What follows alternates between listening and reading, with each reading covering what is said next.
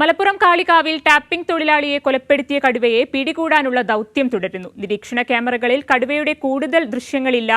കേരള എസ്റ്റേറ്റിന് സമീപത്തെ റോഡിന് സമീപവും മഞ്ഞൾപ്പാറ ഭാഗത്തും കടുവയുടെ കാൽപ്പാടുകൾ കണ്ടെത്തി.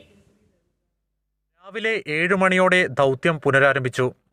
കടുവയെ നിരീക്ഷിക്കുവാനായി 50 ക്യാമറയും 3 കൂടുകളുമാണ് സ്ഥാപിച്ചിരുന്നത്.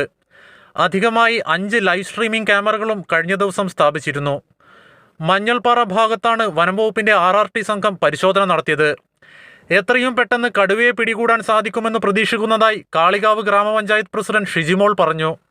ഇതുവരെ അവരെന്തായാലും അവരുടെ മാക്സിമം ഫോഴ്സ് ഉപയോഗപ്പെടുത്തിക്കൊണ്ട് തന്നെയാണ് ഇതിന് ചെയ്യുന്നത്. മെഷീനറീസ് കംപ്ലീറ്റ് എല്ലാ പവറും മാൻ പവർ ആയാലും ഒക്കെ അതിന് ഉപയോഗിക്കുന്നുണ്ട്.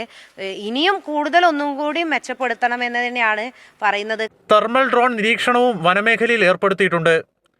ഇതിനിടെ കടുവാ ദൗത്യത്തിനായി എത്തിച്ച കുഞ്ചു എന്ന കുങ്കിയാന കഴിഞ്ഞ ദിവസം പാപ്പാനെ ആക്രമിച്ചത് നേരിയ പരിഭ്രാന്തി സൃഷ്ടിച്ചു.